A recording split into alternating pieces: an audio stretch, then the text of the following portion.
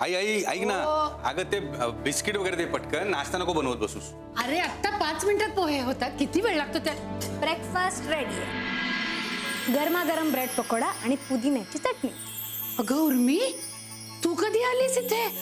आणि हे एवढं सगळं बनवलंस तू? तू त्या गोखले काकूंशी बोलत होतीस ना फोनवर, तेव्हा मी शिरले गपचूप तुझ्या राज्यात. उर्मीच्या हातचा ब्रेड पकोडा मी 1 मिनिट थांबू शकत नाही आता. मग घे ना आणि पटकन खायला सुरुवात. अरे वा, आज किचन मधून छान वास येतो. काय अगं मग आपल्या उर्मीने ब्रेकफास्ट बनवले सगळ्यांसाठी. अरे वा उर्मी, माझ्या लेकीच्या हातचं मला कधी मिळणार आहे खायला? देते ना. आई आजी तुम्ही दोघी जणी खा आणि मला पटकन सांगा कसं झालंय. अरे मी सांगतो ना, मी सांगतो. एकदम ठीक आहे, चल.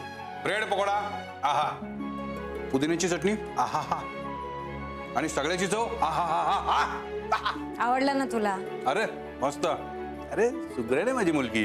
मग ट्रेनिंग कोणी दिलंय? अरे हा हा. आई आज जेवण पण मीच बनवणार. तुम्ही दोघींनी किचन मध्ये अजिबात यायचं नाही. वा, म्हणजे आज आपल्याला सुट्टी. उर्मी, मला मटकीची उसळ हवी हा तुझ्या हातची, शिवाय टोमॅटोची चटणी आणि हो काकडीची कोशिंबीरी हवी तुझ्या हातची. हे 3ही पदार्थ हवेतच. हो हो बनवणार. आज तू जे सांगशील ते सगळं बनवणार. येस.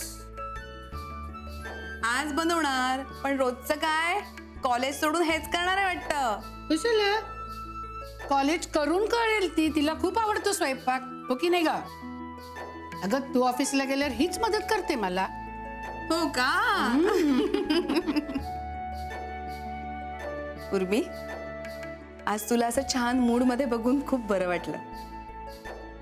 जे काय झालं ते सगळं विसरून तू त्यातून बाहेर पडतेस हे बघून आमची काळजी कमी झाली. पण आता पुढे काय करायचं ठरवलंय? आई एक सांगू, खरं तर काहीच करायची इच्छा नव्हती माझी, रादर नाहीये.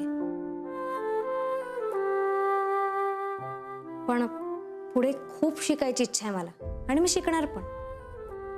सायकॉलॉजीमध्ये खूप काहीतरी मोठं करून दाखवायचंय मला. हा, गेल्या काही दिवसात मला असं वाटत होतं की काही महत्वाच्या गोष्टींकडे खूप दुर्लक्ष होत आहे माझं. पण नाही, आता पुढे जे काही करायचंय ना त्याबद्दल अतिशय क्लिअर आहे. उर्मी, आमचं खूप मोठं टेन्शन घालवलंयस हा बाळा तू.